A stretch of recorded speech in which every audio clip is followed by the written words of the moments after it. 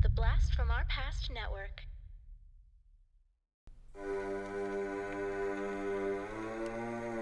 Lock your doors, close your windows, turn out your lights, for chills and thrills await you. It's time for Podcasting After Dark with your hosts, Corey Stevenson and Zach Schaefer.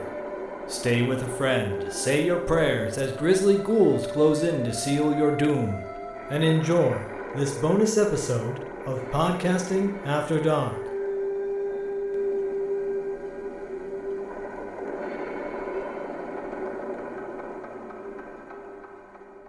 What's up, everybody? Welcome to Podcasting After Dark. I am 1/3 of the team tonight, but Zach and I are talking about 1981's heavy metal with our pal Luna. What's up, Luna? Hey, everybody. Glad to be back for my third episode with Podcasting After Dark. I've been looking forward to this all summer long, so thanks for bringing me back for another review. 3 episodes. Amazing. That's right. Yeah, because so Luna and I have covered.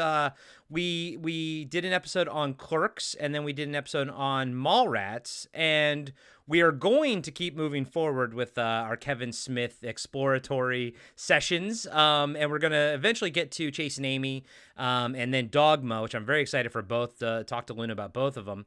But Luna was in town visiting, and I gave her a bunch of movies, a lot of stuff that like I upgrade to 4K, so I give her the Blu-ray and everything. And I was like, I gave Luna a stack of them, and then there was one movie in particular in there, and it's Heavy Metal, 1981.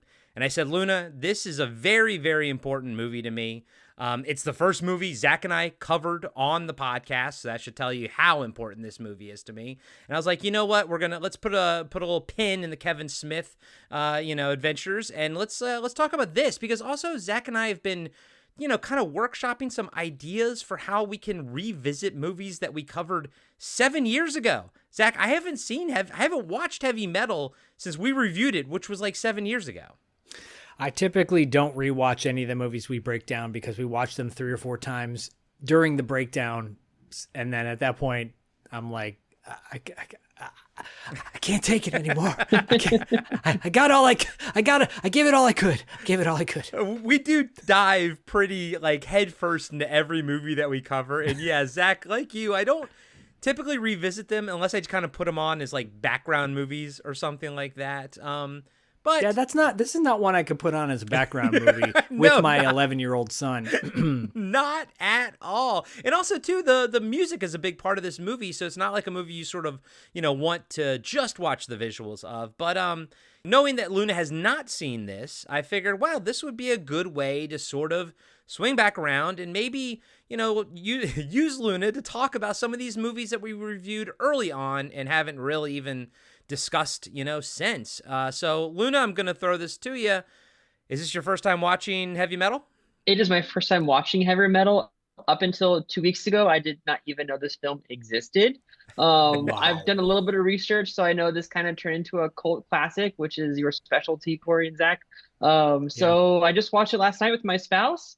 It was eye-opening. I can definitely see why Corey said this was one of his favorite films from his teen years. It's got a lot going for it for a young teenage man. So. I mean, I think I fell in love with this when I was like 12 or 11, but yeah, exactly.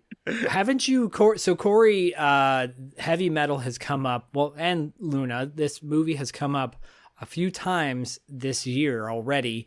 We did a favorite soundtrack episode for 80s Kids Unite, and Corey brought Heavy Metal to the table as his favorite soundtrack, and then mentioned Heavy Metal yet again on a depending on when this airs, either forthcoming episode or already aired episode of 80s Kids Unite, where he talked a little bit about his trauma, putting on a blanket over his head and being able to see through said blanket into certain visuals that probably as a child mortified him or piqued his curiosity. Yeah, what's the opposite of mortified? Enlightened, maybe?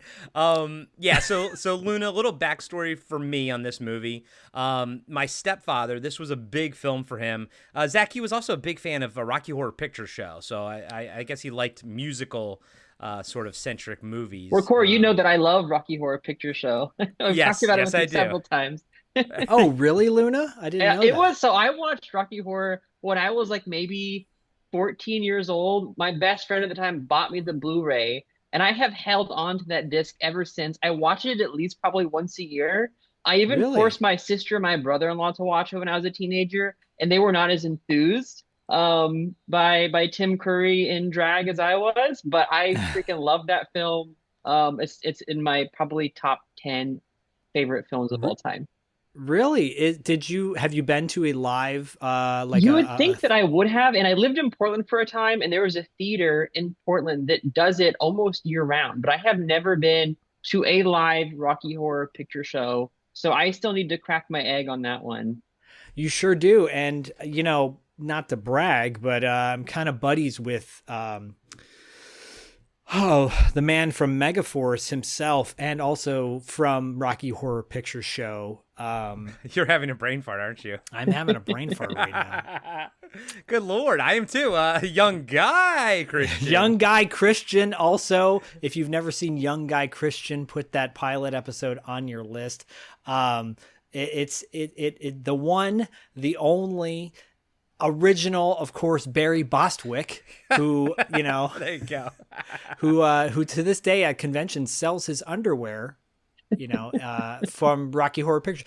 He's like, the guy's like 80 something years old. He's like, I'll go to conventions. I'll open up a pack of Fruit of the Loom underwear, sign my name on it, Oh my and people Lord. buy it. People buy my underwear because they love Rocky Horror Picture Show so much. So I'm just saying, I will let Barry Bostwick know that Rocky Horror Picture Show lives on It to this does. day. Luna, have you ever seen the sequel, Shock Treatment? No, I haven't. Zach, have you ever seen Shock Treatment? I did way back when, courtesy of Robert Balzer, my former Video Man boss, who I've Yes. spoken to about quite a bit on Tales from the Video Store. That's a whole other story. Yes, he's a big fan of Shock Treatment. Yeah, not Shockwave's different. That's the Nazi zombie movie. Yeah, I had Shocker. Yes, Adam for Blast from Our Past was doing a thing where he would have me on talking about sequels to movies that they reviewed, and they reviewed Rocky Horror Picture Show, so I was on there to talk about Shock Treatment, and I actually really liked it. I liked it much more than I thought I was going to. So, Luna, check it out if you get a chance. It's a sequel in a weird way. It's kind of in the same universe. Well, it is the same characters and stuff, but it is even weirder than Rocky Horror Picture Show. Okay. I'll put it on my list, maybe tonight. Yeah. But yeah, so this Be movie, careful. yeah, I mean, it's definitely a weird one. But yeah, so my stepfather introduced me to this when I was young. And I think he had the best intentions. He told me to cover my eyes every time the nude scenes came on. But as I told Zach, it was I used this crocheted, quilting, that you put a shawl type of thing that you put over yourself. The kind where the holes are like as big, you could stick your whole face through them pretty much. So I saw everything. And it's quite amazing. At a young age, it was quite amazing. But this movie, Luna, was kind of hard to come by. It's actually sort of similar to Rocky Horror Picture Show. When this came out on VHS back in the day, it was a huge deal. And this is when this came out on VHS, and Rocky Horror Picture Show came out on VHS when VHS's you still had to buy them new for like $100. Jesus. It was like, mid 80s and everything. So this movie was a big deal because it has a lot of music in it, and it's hard to get all those music rights to sort of come together. And for a while, you couldn't find this movie anywhere, and then they sorted that all out, thankfully. But yeah, this movie's been in my life forever. On that episode that Zach was talking about on 80s Kids Unite, I had this soundtrack on cassette twice because I lost one, had to buy it the second time. And then I had it on CD at least. I think right now the one I have is my third iteration because my car got broken into one time. All my CDs got stolen. And, you know how that goes back in the day. And so I've bought this soundtrack multiple times, and I have vivid memories of like cutting my lawn and listening to this soundtrack on repeat. And, picturing all the scenes in my head and, especially some scenes, But yeah, so this movie permeated my childhood. And just to catch people up, Zach, when were you sort of introduced to this? And of course, everyone can go back and listen to our first episode, for more than nitty gritty, but just to catch people up. I believe this movie was the one that started my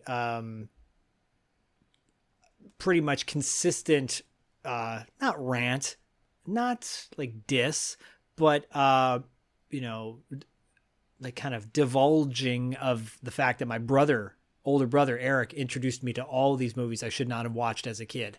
So, you know, he was probably 12 or 13 and I was like 8, you know, and he's like, this movie's good. We're going to watch it. I'm like, oh, I don't want it. Is it like Dawn of the Dead? No, it's not Dawn of the Dead. Oh, there's zombies. Yeah, there are, but it's only for a little bit, you know, no, I don't want to. It's really good, you know? And then of course I was exposed to way more things than a child at that age should be. And, you know, so I have my brother to thank, probably when I was like 8 or 9. Luna, can you imagine like Gray Bear watching this? No, not at all. But I can't say that when I was that age, I wasn't watching shit like this too. I mean, I had access to like Adult Swim.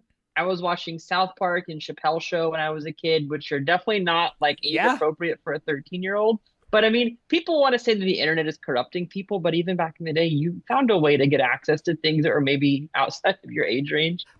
Funny you say that, because my brother's daughter, he shows her South Park now. So, you know, what's good for the goose is good for the gander, I suppose. I think we all turn out okay, right? Yeah, it's fine. It's fine. Sure. Here's the deal too. It's like, you know, you're gonna see things that are inappropriate across the board, and it's all about like Bodie now has the opportunity to talk to me about something if it's sus, as he would say. So we didn't have that back then. We turned out just fine, and you know, I think the future, I think, is going to be even better, because if you're like, let's talk a little bit about that scene in Heavy Metal in the taxi cab. That's what I'm talking about, when she gets vaporized. Yeah, I know. Luna, you mentioned South Park. They actually did like an homage sort of to Heavy Metal. I think a whole episode or a part of an episode or something. Do you recall that at all? I don't. Okay, because they definitely had the like Tarna, the character at the end, and of course she had like big bosoms and everything. But yeah, I mean, this movie is obviously, it's very influential on, especially like in the animation world and whatnot. Because think about it, I mean, even now, how many like hard R animated movies can you think of? That's a question to you, Luna. Can you think of any? I mean, not too many. You know, I have been watching Blue Eye Samurai on Netflix, which it's a little gory. There's a little bit of nudity, but it's nothing crazy. But I can't say that the nudity is any different than what you see in Heavy Metal. So, you know, there's still some films out there, but yeah, not too many animated films that, you know, are hard R rated. Yeah, I never saw that Sausage Party. I think it's the last one I can remember. did. I heard about that. I did. I saw that in the theater with my wife. Probably, yeah, when it came out.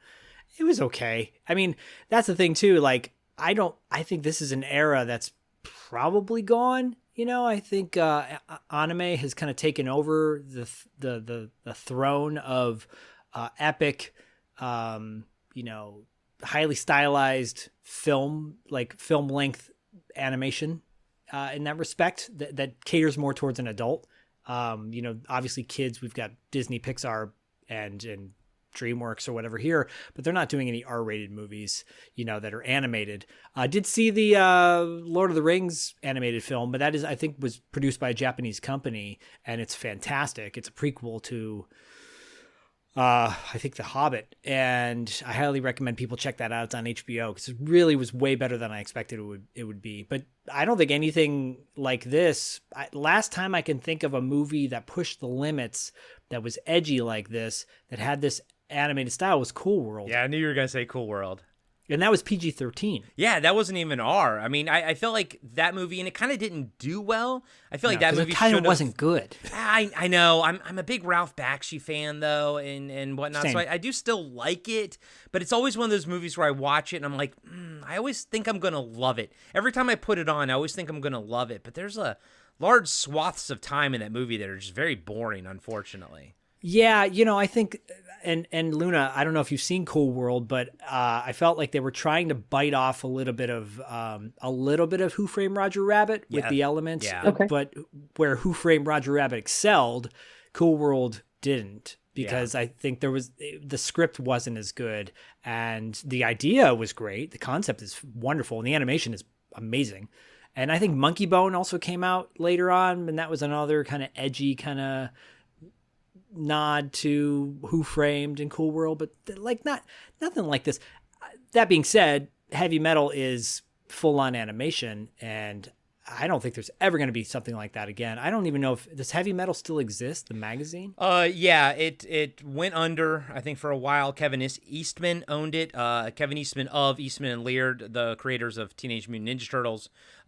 He owned it, and then I don't know if he sold it or what happened, but it went bankrupt, and now a new company owns it, and they just launched their first issue, I think, like a month or two ago. But they're going the Kickstarter route, essentially. And I think they're going to do that for like every issue because, I mean, magazines are dead. But like historically speaking, Luna, so this magazine, Heavy Metal, came out in the U.S. in 1977. It was first started as a reprint of Metal Hurlant, which is a UK comic book magazine, and all they did was just reprint it over here and called it Heavy Metal. Then they started doing original stories and everything like that. It became wildly popular, and thus, this movie, was born. This is a Canadian production movie. A lot of Canadian voice actors. I don't know if you picked up, if you heard John Candy in there, Eugene Levy's in there, Jeff Flatterly from SCTV.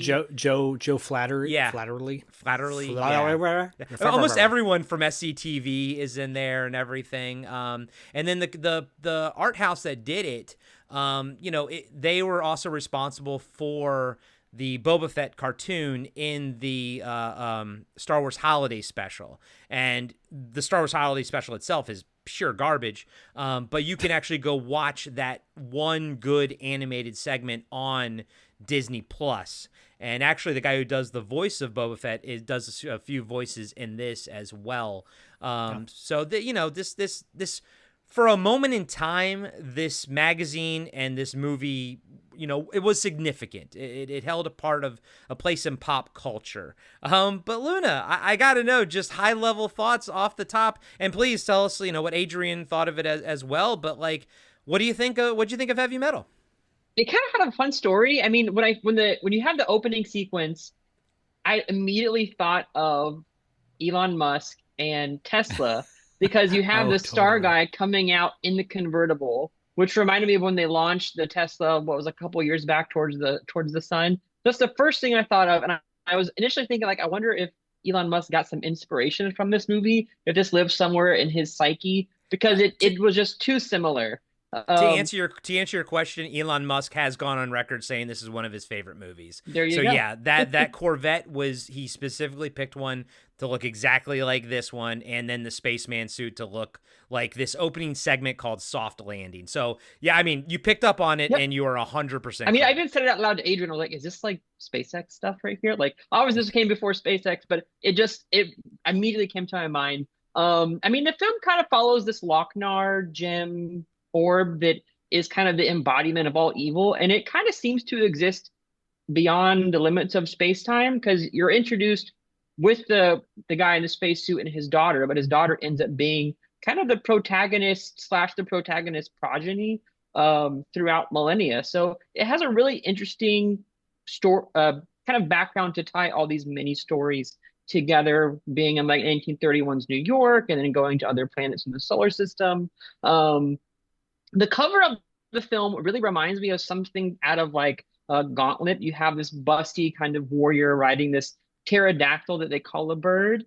It's a fun film. It's not too long. It's like, I think almost exactly 90 minutes, but I was pretty surprised to see that it had almost a $10 million budget in 1981 money. That's not a small budget for a film like this. And it, from what I saw, it did pretty well. I think it grossed like 20 million. So I was pretty surprised to see a film from 1981 that was, a little edgy, had this much of a success. So I enjoyed it. I'd watch it again. I have it on Blu-ray now, thanks to Corey. So it's a fun film, and I can see why it lives, rent-free in a lot of people's heads. What did Adrian think? Adrian was a little quiet. Maybe not his cup of tea. Maybe not his cup of tea, but he sat through it with me. Okay. I think he was also like, the comedy is, if it's very, very much geared towards like an 18-year-old guy. I mean, you Yeah. have busty women, you have hairy beavers, you've got guys going nose diving into what appears to be cocaine, but I think they call it like plutonium or Yeah. uranium something. And then they crash land their spaceship into like a space, like not a spaceship, but a spaceport kind of thing. So it's got a lot of like good like teenage humor. Um, so I can see why it was so popular for young folks back in 81. And you know, the magazine itself, like every issue is its own anthology. There can be like 3 or 4 stories in each individual issue, and I believe every story we see on the screen here is something that they've taken from the actual, you know, comic books and everything. But since there isn't an overarching story, they had to create the Lochnar to kind of, you know, Yeah. branch everything, bring everything together. But like, you know, the Den storyline, that's Richard Corbin, a famous comic book artist. That's like his creation and everything. And Zach, it's so funny. We've been talking about Dan O'Bannon so much lately. Soft Landing, the opening sequence was based on a story by Dan O'Bannon, and so was the B-17, the zombie airplane pilots. That was another story by Dan O'Bannon. And Zach, remember I was literally just saying, like, I never realized how influential Dan O'Bannon was on like almost everything that I loved as a kid. Luna, he co-wrote Alien. He co-created and co-wrote Alien. He also directed Return of the Living Dead and stuff. So, I mean, Zach, it blew my mind when I saw that. It's amazing to see what kind of hand he had in so many like genre things back in the day. And he's, from what I've been told, is a pretty interesting guy, little eccentric, if you will, which tracks with these stories because the stories are wild. And Luna, you were saying that like the audience that it appeals to, yeah, absolutely spot on. But I think also from an animation standpoint, an artistic standpoint, I could see like people who are really into art just being mesmerized by all the things going on in this. And then also probably being like turned off by some of the subject matter, but it's so, maybe I already said this, it's so of its time. It's so like time capsule, what was popular back in the early 1980s. That magazine was everywhere. Every kid, every like teenage boy wanted it. Every younger kid just wanted to look at the covers and like, what's going on there? And you hit it with Gauntlet. I think video games are definitely inspired by it. I'd say Golden Axe as well. I think anything that featured, like a Valkyrie kind of, a warrior woman. So I think heavy metal had a huge hand in that. Yeah.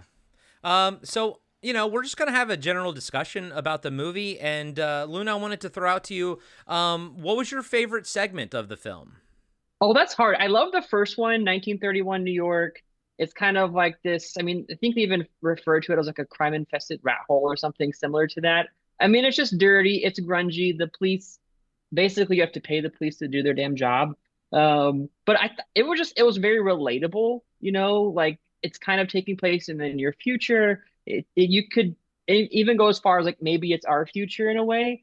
And you have this young girl whose dad is like a scientist, and he discovered the Lochnar, I think in the desert or someplace. They dug it up out of the ground and they put it in a museum, and you have these mafia gangster style guys who want to steal it. They end up killing the dad. The girl goes on the run. She hooks up with this cabbie who's trying to protect her, and then she ends up turning her back on him, and he just vaporizes her in the back of his cab. And that's kind of the end of it. So I love that one. I also love the aliens when they kind of suck up the government worker and the stenographer from the roof of the Pentagon. And she's kind of chill. The guy gets like torn to pieces, and the robot alien's like, great, I have to put this guy back apart. But the girl's like, I gotta get back home. I've got my gynecologist appointment on Wednesday.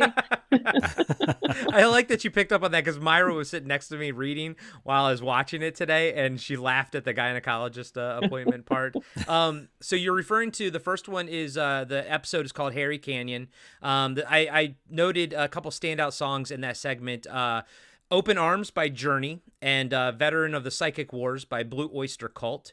And then the other one you're talking about is the title of that segment is called So Beautiful and So Dangerous. That actually gets a lot of cool songs in that one. We get Queen Bee by Grand Funk Railroad, All of You by Dan Felder, and Heavy Metal by Sammy Hagar. Did the music in those segments stand out to you at all? Oh, I love the music. I mean, it like you pointed, you've got a lot of really big names coming into this. I think even Black Sabbath, Yeah. shout out to Ozzy, was took a role in this. I love the heavy metal. There's the heavy metal song you just referenced. I picked up on that during the sequence for the Alien segment. So it's really got a really rockin' soundtrack. They did a great job pulling together a lot of really talented artists for this. Yeah, I loved it. Zach, what's your favorite segment in the film? I thought about that. It's changed over the years. I think the Den segment is my favorite, just because it's like from a artistic standpoint, it's so Dungeons and Dragons inspired with fantasy elements to it. And we watched Beastmaster not that long ago, and I feel like this is a palate cleanser for Beastmaster. No offense to literally everybody who loves Beastmaster, which is whatever. Everybody besides you and I. Rewatch it. It's not that great. But this is. And yeah, I mean, it's hard to pick just one. I do really love the Harry segment as well. And then the bomber zombie segment is amazing. I think I would go with the Den one if I had to. Yeah. The Den one's fun. There's a lot of character stuff in it, which I think some of the other episodes, like I'd say Den and Harry Canyon are probably the two most character centric, and obviously Tarna is as well, but she doesn't talk, so you kind of, there's this like limit on how much of her character that you sort of get. Zach, it is interesting though, because there are no, like, the only music in that segment, in the Den segment, is just the score. It actually doesn't have like a notable like song from the soundtrack. No, I mean the soundtrack is phenomenal. From top to bottom, and I could see why you chose it as your favorite. But this part has the score to it, which is by Elmer Bernstein. Yes, and if you don't know who Elmer Bernstein is, he is probably one of the most well-known, famous performers of all time. If you don't know the score to The Magnificent Seven, if you don't know that movie, the minute you hear it, you'll go, "Oh, I know that." Because it was played all the time. I mean, he's one of the greatest composers of all time. Yeah, so not only does this film have a fantastic soundtrack, it has a fantastic score as well. As a kid, my favorite was the B-17 one, the zombies on the airplane and everything. I always thought that was cool. I also love the song Heavy Metal by Dan Felder. I think it's fantastic. I obviously, we all love Tarna. It's a great one. But like I still, that opening, when the bay opens and all of a sudden fucking Radar Rider by Riggs kicks in, when the Corvette starts falling out of the sky in Soft Landing, like, it still gives me goosebumps. It's still, I think, one of the best, just here we go.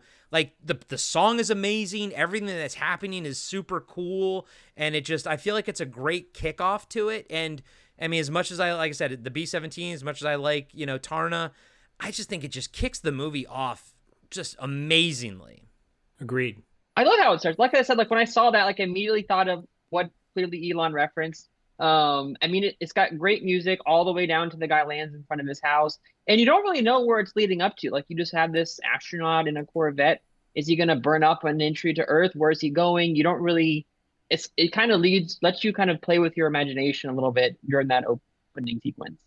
Yeah, and that sequence, so it's interesting because even though it's the same character, it's technically two sequences. Soft Landing is when he's falling out of the shuttle, and then the segment that's kind of encompassing the whole movie, it's called Grimaldi. And Zach, Don Francks did the voice for Grimaldi, and we know him from My Bloody Valentine and as the voice of Boba Fett on that series.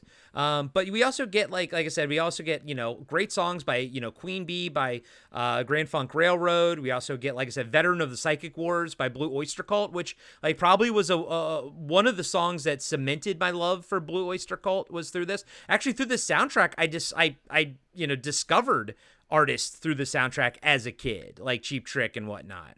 Most people know Blue Oyster Cult for Don't Fear the Reaper. Exactly. But they have a much more extensive catalog than that. Yeah. And I really like Veteran of the Psychic Wars. I think that's amazing. Luna, did you have a least favorite segment that you were like, you know what? If I've seen this 10 times already, I might just skip this one? Oh, that's hard because they're all good. You would know the name of this segment probably, but it's the segment where there's the young kid and he has the Lochnar in his bedroom and he's doing like an experiment. Oh, that's Den. That's Zach's Den? favorites. That's Zach's favorite one. I just thought it was a little weird that he like goes from like scrawny nerdy kid to like this big buff guy, and like almost immediately it just jumps right into him like having sex with the girl who's getting sacrificed. And I was kind of just like, what the fuck? Yeah, that one I think is supposed to be like every 18-year-old boy's like wet dream. I mean, it's even tongue in cheek because he's like, I'm 15. He's like, I've never even been had sex with anybody in 2 in one day. Like this is like mind blowing to him. I now, think that's why you had this it's so wild. Yeah. On cassette, you had it on CD. Did they ever do a vinyl release of this? Oh yeah, for sure. Yeah. Because I think they did a re-release too. They did a re-release because I know we were talking about Rocky Horror, and I have Rocky Horror on vinyl. When I found it at a shop in West Seattle, I picked it up. So this would be a great one to have. I think on the side, because it like you just have all these great musicians contributing to this work of art. Yeah, I'm glad I still have my CD because you can't find this on Spotify. Some people have pieced it together, via a playlist, sure. But not every song is available on Spotify. So it does kind of suck. Luna, I do want to ask you about the B-17 one because it's a lot of people's favorites. The zombie World War II airplane one, a lot it's also like. It's very, the imagery of it is very synonymous with the movie as much as Tarna. Like this and Tarna are what people think of. So what did you think of that segment? It's a great scene. This movie coming out in 81, it's really relevant to, the Vietnam, the Korean War, that kind of era with the B-17. It's got a great it's a little creepy. You have these guys, they're up in the air, they're getting shot at. I think almost everybody except the pilot and the co-pilot dies, but then the Lochnar resurrects the crew, and the pilot ends up ejecting himself and landing on this. I don't know if it's an island or just a place where all these planes have gone to rest, and he gets surrounded by all of the resurrected service members. It's creepy. And I just remember the guy screaming in the middle of all of these skeletons of these planes and the literal skeletons, the zombies coming at him. It kind of gives you goosebumps a little bit. So it was a great scene. There's just so many, short stories. It's hard to pick a favorite, but I can see why that was kind of what people think of when they think of heavy metal, and of course Tarna too. But it's a good cutscene. I love that sequence also. I think maybe that is my favorite after all. I don't know. It's hard. I go back and forth because it's so creepy, and definitely the horror element of heavy metal. It's the one like true horror episode from the movie. And and that soundtrack, by the way, just to go back to it, I know we've talked about it quite a bit, and we have talked about it on the 80s Kids Unite, and I encourage everyone to go back and check that out on Podcasting After Dark's YouTube channel, and subscribe as well. But yeah, it's so like, it's such a great compilation of songs that even if you haven't seen the movie, it's a great soundtrack because it universally, like, one goes into the other. It definitely feels like a nice mixtape, like a rock and roll mixtape, Hey, can someone make me a rock and roll mixtape? Sure. Yeah, the heavy metal soundtrack, that's it. From 1981. Perfect. The only song I'd maybe omit, I never felt like Open Arms like fit. Like I get how it's used in the movie, and obviously I didn't mind having the imagery of the movie, the sex scene. Luna, I'm talking about the one with Harry Canyon. I'm sure she remembers it very well. I'm sure she does. But that song is Zach. All right, Zach, you are much more musically inclined than I am. Do you like that song is a part of the soundtrack to kind of break things up and mix things up? Like, do you think that's appropriate, or do you think does it not fit? In 1981, Journey, I believe Steve Perry might have just taken over for what's his name? Greg Raleigh, who was the original singer for Journey, because believe it or not, they were like a fusion rock band before Steve Perry came in, and they totally changed their sound around. That song was huge. So I like, whether I like it or not, I can't really. You can't you can't break it away from the movie. Is it a ballad that I put on when I want to listen to a ballad? No. But is it a ballad that who's it appealing to? It's appealing to the girlfriend that went with the boy to go see heavy metal and is like, oh my God, I can't believe I'm watching this. Yeah. But then that song comes on, they're like, oh my God, I love that song. It's amazing. And that's the appeal. And I totally get it. It is like, it's the one song, it's the most well-known song out of all of those songs. Yeah, it is. But when 13-year-old me is mowing the yard and like it's rock banger after rock banger, and then that comes on, I'm just like trying to like fast forward, as fast as I can or whatever. Yeah, but as you're fast forwarding that, I would say fast forward a couple years and you're at the prom or something, you're at a dance and that song comes on and you look across the aisle and there's Myra, young teenage Myra, and you're like, I really like this song. I don't know why. I don't know what's coming over me right now. Luna, do you have any thoughts on Open Arms by Journey? I mean, even though Journey was kind of before my time, I still think they're great. Open Arms, I mean, I think Zach is right. Like, it kind of serves its purpose. You have the girlfriends in the movie. You got to throw them a bone too, right? And it does break it up a little bit for the sex scene. But you're right. I mean, if you're trying to listen to this cassette and you're mowing the yard and you're rocking out, it's different. Yeah, this does slow things down a little bit. This is when you get to like the weeds of the mowing, and or the mower gets stuck, and you're like, oh man, I gotta recrank it. I'm not gonna get my quarter now. I'll say that watching it now, one of my favorite segments as a kid was the Captain Stern segment, because my buddy Luke and I would sort of quote it all the time, and Hanover, and stuff like that. But I watch it now and I'm a smidge bored by that segment a little bit. And then the some of the parts of the space one, when so beautiful, so dangerous. Like at first I always, here's the thing. I always think I'm not going to enjoy that segment, but I actually I always like it more than I think I'm going to when I go into it, because I'm like, I'm ready for Tarna, I'm ready for the B-17 one, I'm ready for Den and everything. And then that one comes on, I'm always like, oh, I got to, wade through this. But I actually always wind up enjoying it more. Zach, do you have a least favorite segment on the movie? I would say maybe that one is, but least favorite in the sense that, like, I don't mind it. You're right. I enjoy it. Yeah. And also the animation's different in that one too. Like, it's not as slick or polished, I think. Yeah. That's probably why. And as a kid, I didn't understand some of the jokes that I do understand now. Yeah. It is funny because, like you and Luna both brought up the fact that the opening is so influential to Elon Musk. And it was like, that's when Elon Musk was cool. Like when we thought he was cool. Yeah. You're like, oh, now this guy's cool. He likes heavy metal. Yeah. Right on. Yeah. He's shooting Corvettes into the sun. Later. Oh, cool. Oh, no. Late. Well, Corey, the sequence you just mentioned, it has, I think, maybe influenced like maybe Futurama a little bit, if you've watched Futurama. Oh, totally. What's the captain's name with the blonde hair and like the really short like outfit? And he just brags and he doesn't actually do anything special. He's got a big thing.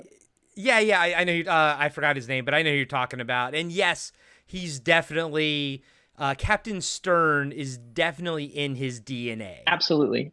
Yeah. No, so it's kind of cool to see these cultural influences from the 80s kind of play out in the 2000s. I mean, it's still in people's psyche. Yeah, so I mean, Luna, you watching it now, having never seen it before, like some pieces of it have to seem familiar because of how like this movie was massively influential to, especially to people who went on to make animation and stuff Yeah. like that and whatnot. But did you see things you're like, oh, that looks oddly familiar? Besides, the Elon Musk references. Yeah, I think the Elon, the Futurama, Gauntlet. I mean, I played a lot of Gauntlet as a kid, especially like Gauntlet Legacy, in Mhm. addition to like the original Nintendo. Oh, nice. So I can see these themes, these inspirations like playing out across more modern. I mean, 2000s isn't super modern anymore, but it's you can see the impact that it has on things that I enjoyed as someone who's born in the 90s. So it's Yeah. it's not totally lost on 90s kids. Yeah, and I would tag on to that too. I think this movie and brand was so influential, like you said with Gauntlet, but like that the fantasy films, the sword and sorcerer fantasy films of the 80s, because like Conan the Barbarian came out in 82, and so most of the influential sword and sorcery movies came out after this. And I think Heavy Metal, the magazine, as well as the movie, had a huge hand in that. That Frank Frazetta kind of idea. And, I think Fire and Ice came out after this. Yeah. That's another movie that I absolutely want to review on the show. I don't think there's a Blu-ray of it. Wizards. 4K. Zach? They just announced the 4K is coming out later this year because they just found the negative of Fire. Luna, if you've never seen Fire and Ice, it is fantastic. Is it another animated film or is it? Yes. Oh, okay.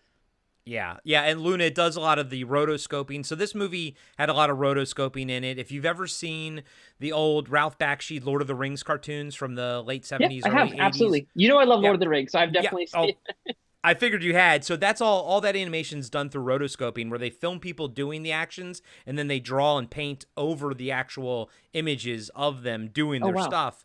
And that's when you get a lot of the fluid motions and stuff is through rotoscoping.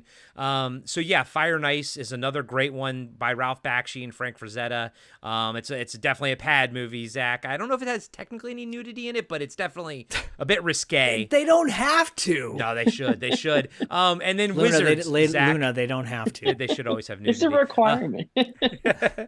Zach, Wizards is another one that I loved back in the day too. Yeah, totally. I mean, all those films heavily influenced, I think, by the Heavy Metal brand. And I'm sure if we did a little bit of a deep dive on Heavy Metal magazine, a lot of those guys, if they didn't work in some aspect of that magazine, a lot of the artists and directors and writers, they probably knew people who did. Yeah. Luna, I kind of want to wrap things up with maybe our discussion on Tarna, because it is the longest segment of the movie. It's almost 30 minutes. The rest of the movie with all the different segments are about an hour. So this one is the longest. It's the beefiest. It's got the sort of the most story to it. What did you think of, Tarna, the character, the world, the story? What did you think of it?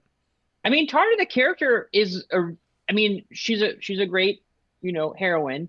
I mean, she's the last of her, I don't know if it's her race or her clan. Like her bloodline or something. Her bloodline. Yeah. And it's kind of cool because, like you said, she doesn't really talk, but she has this kind of maturity about her where she's, kind of required to avenge the souls of this town that was massacred by almost like these mutants who were transformed by the Lochnar. I really love the segment where it just shows her flying on her bird, and the bird is kind of like over and over again. But it's just like her flying through like this fantasy landscape, and that really just brought me back to my childhood, like playing video games or watching like sci-fi fantasy on TV. It kind of gives you like a breadth of the universe that she lives in, which is it's kind of fantasy, but also a little bit modern because they do have like some guns, but they also use swords and maces and arrows. So you get a cool little blend of different time periods. And of course, she just, utterly massacres, everyone that she comes into contact with. Even if she gets a little beat up herself, she's not immortal. She's not indestructible, but she's really badass.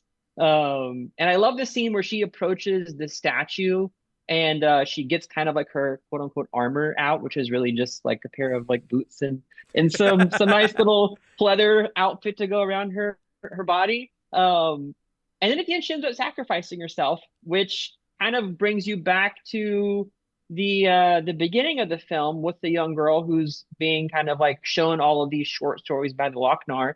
And that's kind of when it ties it all together. Because I wasn't really expecting that. I didn't grow up with the print of this, anthology. So this is my first, foray into this universe. So like you said, they had to tie it all together with some sort of overarching theme, and that's when it all comes together is with Tarna. I mean, she's kind of the keystone to the whole film. What did you think about like the violence in this segment? It was nice. I mean, she gets cut up, and I forget the name of like the supervillain that she's fighting, but he's got like this crazy arm with this spinning blade on it, and she gets cut up pretty bad, but she ends up turning it against him and kind of gets him like almost right in the gullet. And then she takes his helmet off and just punches his shit face out of him, and you just see like green slime going everywhere. I mean, it's great, and even before it shows Tarna, you do get like this sort of like little mini war between these two clans, if you will. And, there's this town leader, if you want to call him like an oracle almost. And he's like, oh, we have to summon the warrior. And I get that they have to summon Tarna, but also like, he just let them all get massacred. Like they were like, awesome. Dude, defend yourself, pick up a sword. Pick up a sword, defend you. And then they didn't even put up the barrier to the gate in time. It just gets knocked down. The little bald kid gets shot up with arrows. I think for 1981, it's pretty gruesome. Yeah. When that kid gets killed, and the way like he's trying to like pull it out of his neck, and then he kind of just dies as a kid, I was like, oh, that's disturbing. It's pretty brutal. Yeah. Zach, any thoughts on the Tarna segment? I mean, it's great, and if they did pattern, I think the second heavy metal was heavy metal 2000. Yeah, I mean that it had nothing to do with this. I had it on DVD because I bought it on a 2-pack. It's fucking terrible. And it's not an anthology. It's all just one story. And Julie Strain is the main character because she was married to Kevin Eastman and everything. So right, but I mean, she like kind of embodies this Tarna character. Yeah, she's Tarna-esque. Yeah, like this Amazonian woman, and it's awesome. Like especially someone who grew up on He-Man and She-Ra and watching Teela and strong female characters, but always kind of needing the assistance of a guy. And this was the complete opposite, like there's no need for some dude to always, even Red Sonja had Arnold Schwarzenegger in it to like back her up. So it's nice to see an independent role model, even if, it may not be perceived that way by some people, but definitely I think it could be. And also a role model for like just level of independence, and yeah, it's a great sequence, and the villain is great. I always love the villains. I always feel like the villains are illustrated better than the heroes in these animated movies of the early 80s, And there's one I was going to mention. It's called like Star Chaser, The Legend of Orin or something like it. It's not that great of a movie, but the villain is awesome in it. And anyways, just wanted to throw that out there for anybody who's curious of like movies they might want to check out in this world. But yeah, no, Luna hit the nail on the head. And also the fact that it's longer too. I would have liked to see other segments be a little bit longer and this one a little bit shorter. That would have been acceptable to me, but it's all good. Yeah. I mean, like I said, the scene where she's like flying on the bird, that's like a whole almost 5 minutes just alone of her flying around. It's a lot. And you're kind of like looking at your watch, like, is she going to keep doing it? Yeah. But I got a question for both of you. So at the end, the Lochnar with the young girl basically screams no and starts breaking apart, right? But the girl didn't do anything. But the whole point was the Lochnar was showing the girl all of the ways he's influenced space-time and corrupted people. So is the destruction of the Lochnar tied to his existence outside of space-time by Tarna? Or does this girl who happens to be sort of like the next, generation Tarna, is her presence something that destroys the Lochnar? That's what I was kind of scratching my head out at the end. So I want you guys kind of pick your brain on that. Zach? No, Corey, you're the one who goes because you're the one who world builds. Both, Luna. I think both are happening at the same time. Yes, that's my answer too. I was going to say that. That was funny. That got me. Both. I take it as both. Everything is happening everywhere all at once, essentially. I think all of these things are not like our futures, alternate realities type of thing, branching of realities. And I think all of them, all the stories he's telling her have happened and are also happening at the exact same time. And I think that the Lochnar isn't the Lochnar isn't omnipotent. It doesn't know that Tarna is going to win in that segment, but at the same time, that story's already been told, if that makes any kind of a sense. But I think the short of it is both. The power came from Tarna through the Lochnar, also going into the young girl, the new Tarna, but it's all happening at the same time. And that's what I take it as. And as a kid, that would not have been my answer as a kid. That is my answer from a 47-year-old man. At 12 years old or whenever I first saw this, I would have been like, I don't get it. I have no clue why that would happen. Like, why would a story do that to you? But that's my takeaway from it now. Zach, is that your takeaway as well? Yeah, I was going to say your takeaway as a 12-year-old watching this would be, I like her. I like the way she looks. More boobies, please. Basically. And yeah, everything else you said prior to that was literally what I was going to say. So how dare you interrupt me and take over what I was going to say? And you're welcome for me incepting that into your mind. You did it. You incepted it into my brain. Luna, do you have a take on it? Do you have a take on that's kind of what I was thinking, because when before he goes through all the stories, he's talking about how in every galaxy and every timeline, people seek out his power and that he exists and that he corrupts. If we're, putting like a male, embodiment to this literal orb. So that was kind of my takeaway, is that he does exist outside of like our understanding of space-time. So when Tarna and the bird sacrifice themselves to destroy the Lochnar, it's happening in every timeline, in every galaxy, which is why in what appears to be more like a modern day sense with the girl and her dad who got literally melted, that he's destroyed right in front of her, even though she's just kind of cowering in the corner, screaming, with this orb in her living room, basically.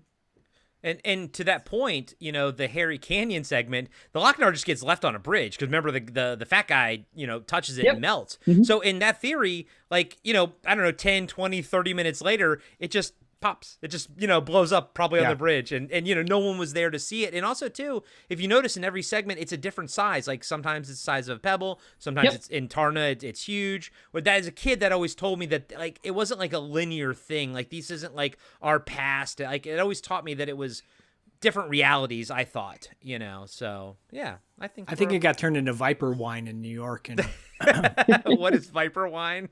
It's from Street Trash. Oh, yeah. Oh, man. I just watched the Legacy remake a couple months ago. I loved it. If y'all haven't seen the original Street Trash, you want to blow your mind, that'll blow your mind. Yeah. Luna, watch. Zach, I don't think I've seen it since like I was probably like 15 or something like that, But yeah, Luna, watch Street Trash. It's a Street Trash. Movie. Okay. Yeah. Street Trash is what would happen if Troma Pictures had no budget, and made a horror film. Exactly. And they already don't have a budget. So what if Toxic Avenger had half the budget that it had? You'd have Street Trash. Yeah, exactly. Luna, final thoughts on Heavy Metal 1981. If you haven't watched it, give it a go. It's definitely got a little bit of everything that you're looking for. If you like fantasy violence, you've got violence, nudity, sex. You've got a really interesting storyline. The animations are great for the time period. When I was watching it, it really reminded me of how much, especially with the advent of AI, how much dedication and effort went into designing these worlds.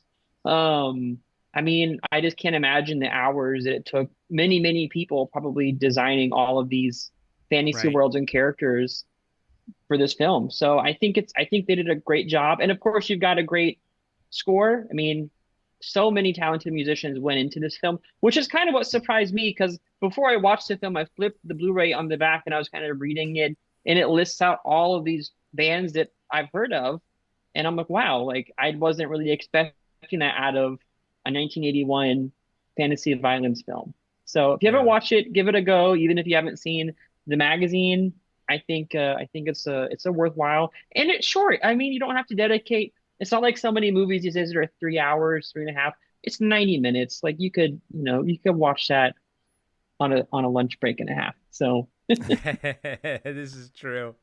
Zach, any final thoughts on heavy metal?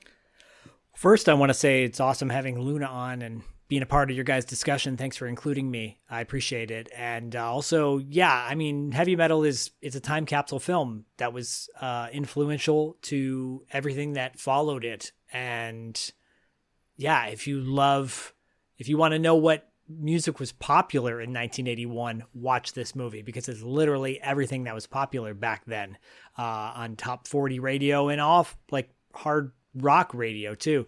So, I mean, that alone makes you want to watch the movie. And if you've never seen it, go watch it.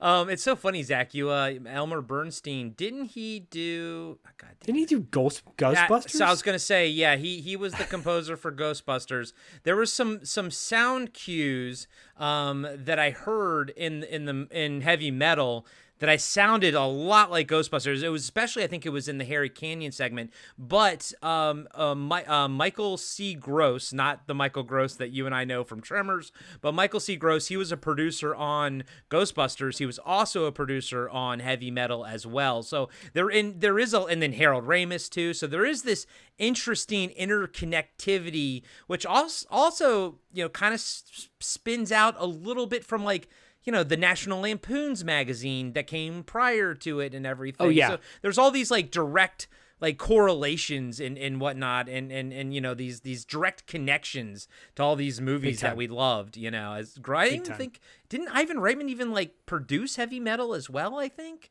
Like he's connected to it in some way. Yeah, connected some way, shape, or form. I'm so happy that Luna, you got a chance to watch this. I'm so happy that you enjoyed it. I hope Adrian did as well. I'll ask him next time I see him. But this was a lot of fun.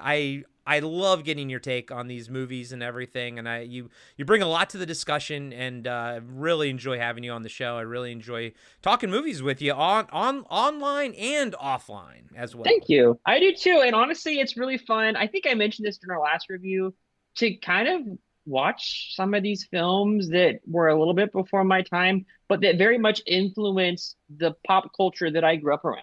I mean, I think, these are things that should not be lost to time.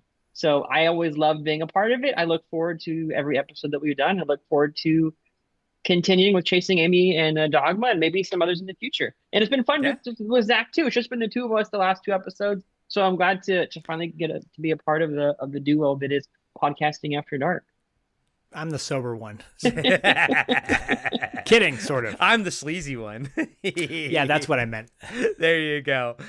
And thank you to everyone who checks us out and checks out this podcast. And, of course, go out and check out $2 Late Fee as well, Zach's other podcast, and My Brother from Another Mother. But, Luna, as always... We'll catch you on the dark side. Be sure to subscribe to Podcasting After Dark on Spotify, Apple Podcasts, and YouTube. You can support the show by joining our Patreon page, picking up a t-shirt from our merch store, or leaving us a 5-star review. Follow us on Instagram at Podcasting After Dark. All links can be found on our website at www.podcastingafterdark.com. And join us next time for another cult movie or TV show review with Corey Stevenson and Zach Schaefer.